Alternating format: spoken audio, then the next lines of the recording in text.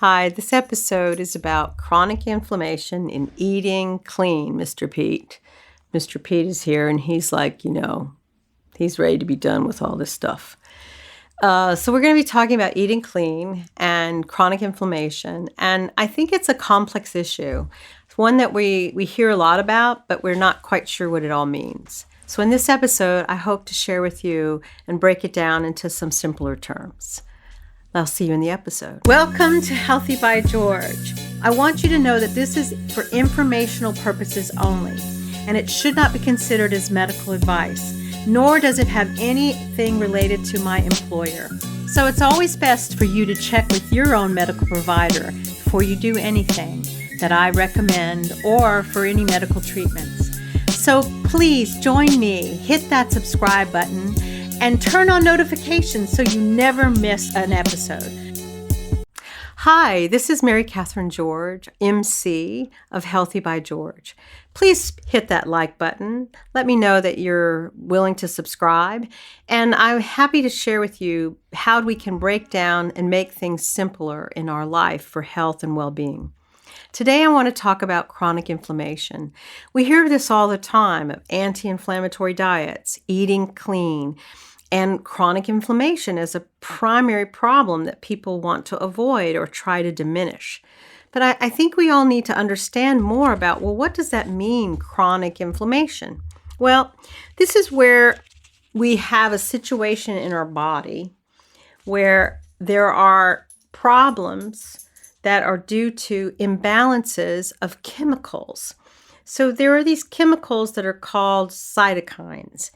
And when they're increased in our body, it causes a chronic inflammation. And these cytokines, and there's also something called a tumor necrosis factor and the interleukin-6. These are all of these chemicals that if there's a disruption, they interfere with how you do insulin, and it creates this wonderful imbalance or this wonderful kind of not wonderful for your body, but it creates this kind of wonderful display of inappropriate interactions of our chemicals in our body.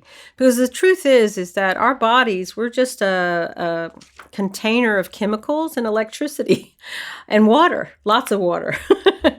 And I get so overwhelmed when I hear things about tumor necrosis factor or TNF or IL-6 or these things called pro-inflammatory cytokines. It's overwhelming to me to hear these words, even though I work in science. But I understand that these types of chemicals in our body, they impair how our cells talk to each other.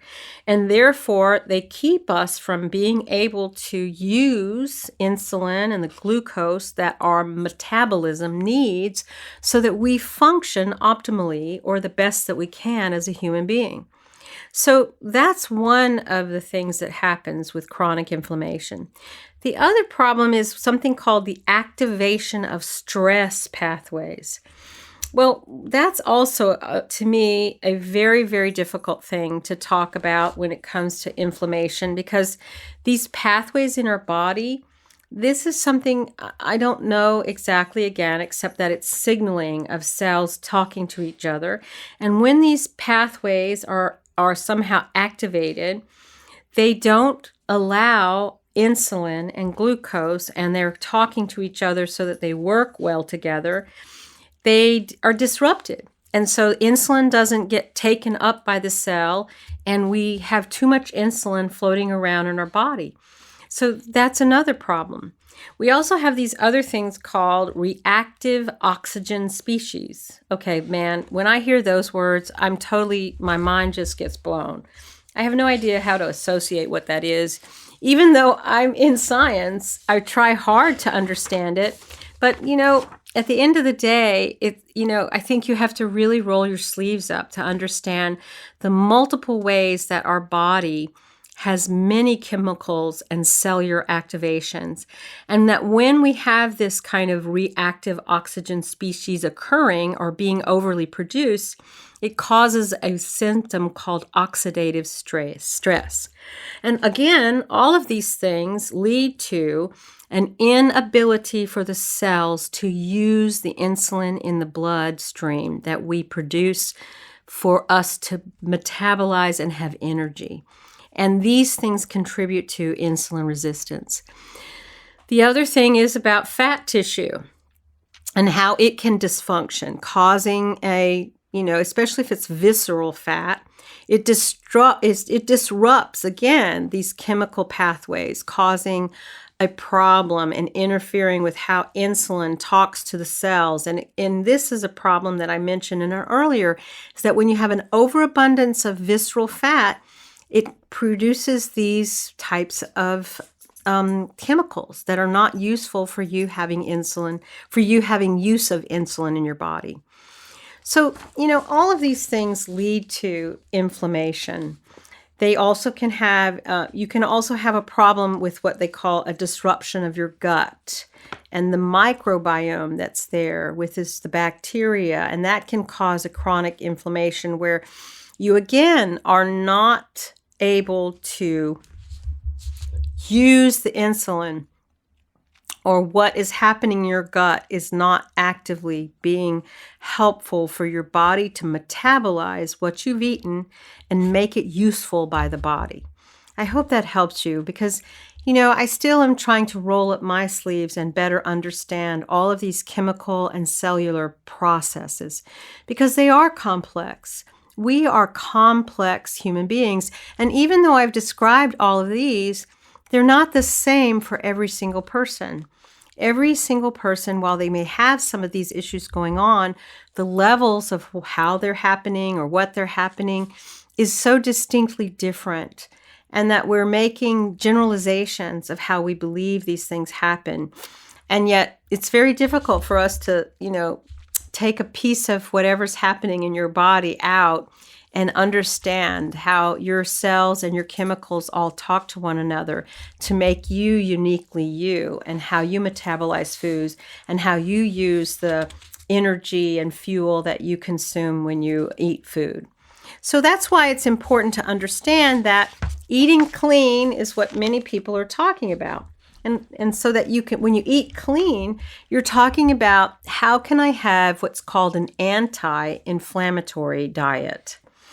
And I think it's so important in our world today to figure out how to eat clean.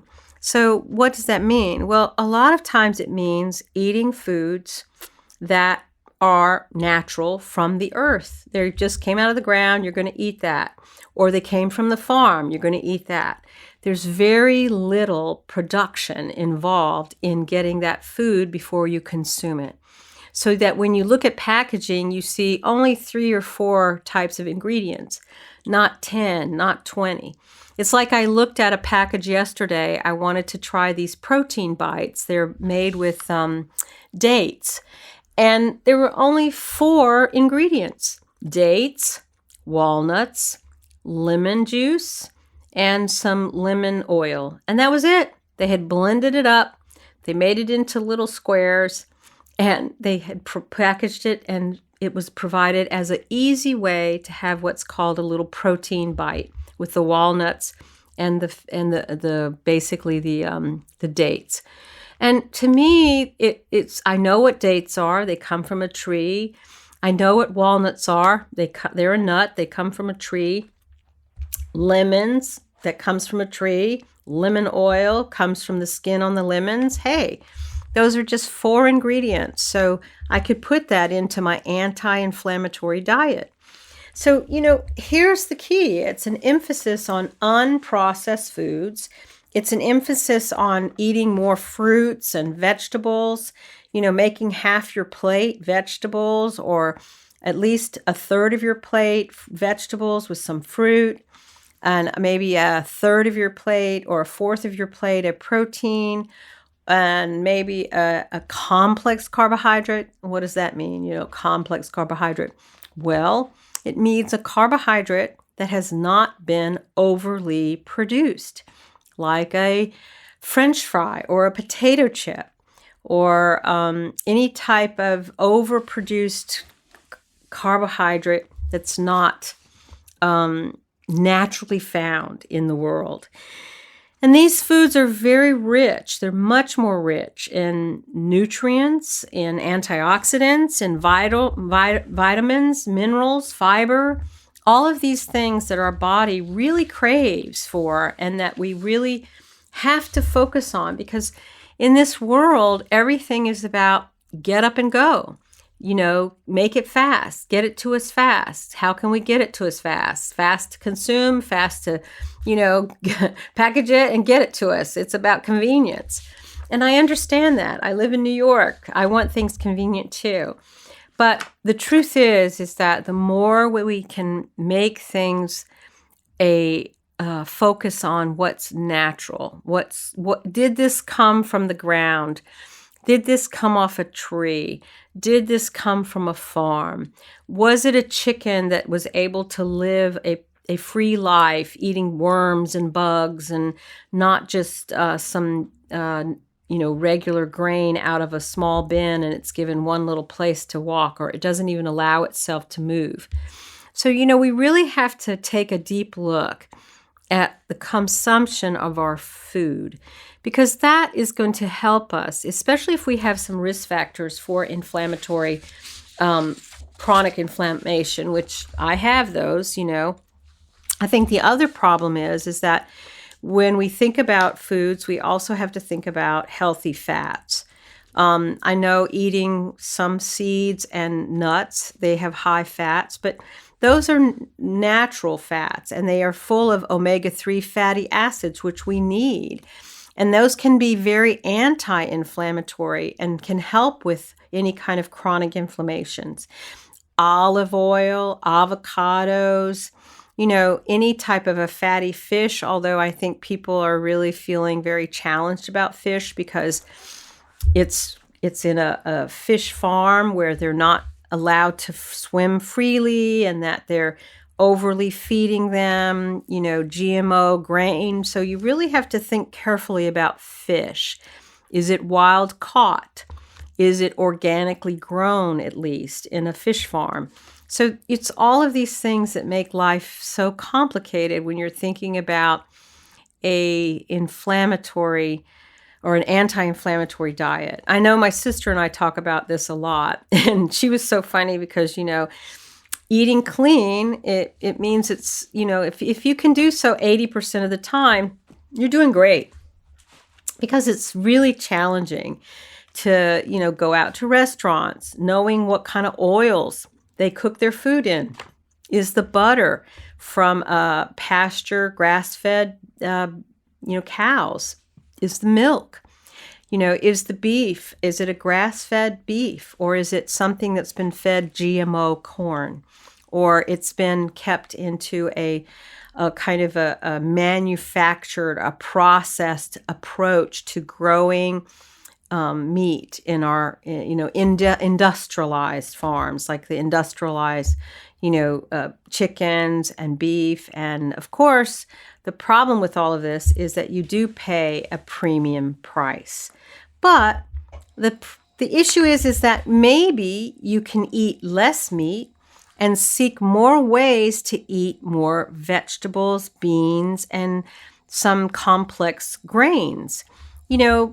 Limiting all processed foods is difficult because we do need some convenience. But if you are looking at processed foods, avoid those things that are overly processed, where you see like a length of ingredients that are 20, 30 ingredients in something that, really could be made with only 2 or 3.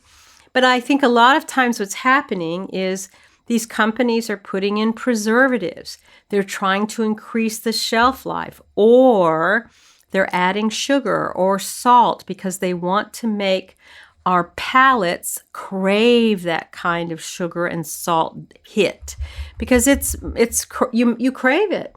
I know once I came off all of the kind of like produced sugars, I really found most things that I bought, like cookies or things that are in packages, almost too sweet to eat, which is kind of amazing to me. I mean, the one thing I find challenging to give up is ice cream. Finding an ice cream that has only 3 or 4 ingredients and no no additives is not easy, especially if you're trying to get low sugar or something with allulose in it, like monk fruit or allulose. Those are some of the other types of sugars. It's a challenge. So, that's difficult, is finding ways to eat less processed foods, because I know we all want a little bit of convenience. Well, take a look at the package. I know that one of the guys, his name is Flav City, I think, Bobby. He has a wonderful app that you can download for free, and you can check it out, because he does keep a wonderful program and YouTube channel where he talks about all of these additives, and are these things really helpful for us when it comes to working to have an anti-inflammatory diet. The other thing is reducing saturated fats. I mean, many times things are made with saturated fats or trans fats, and these things are not helpful for us because they're overly processed. These types of fats, like I think it's soybean oil, cottonseed oil, palm oil, all of these oils, even though they're saturated or they're trans fats, they're overly processed, and that means that they just have no nutrient value whatsoever, and yet they're cheap, and so that's why our companies use them, so it helps reduce the price of a product to them. But those things contribute to an inflammation in our body. So I challenge you, can you think of ways to at least starting eating clean a little bit? Because I know it's not easy, but if you can choose just one or two things that you're going to try and incorporate into your diet, and work towards eating clean, because I know the cost is a problem, but there are ways to figure out eating more beans, eating more types of grains. I know for me, I had one of those grain bowls with quinoa and some kale, and I had sauteed some onions and peppers and put a little bit of chicken on it. That was a pasture-raised chicken. It's hard to find pasture-raised chicken, actually. And I'm lucky because I live in New York, and so you can get access to things. But I know some people, you have to order it.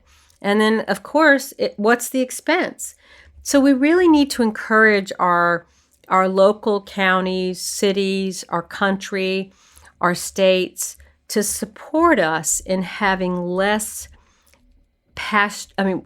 produce and processed packaged goods, and having some things that are really unhealthy.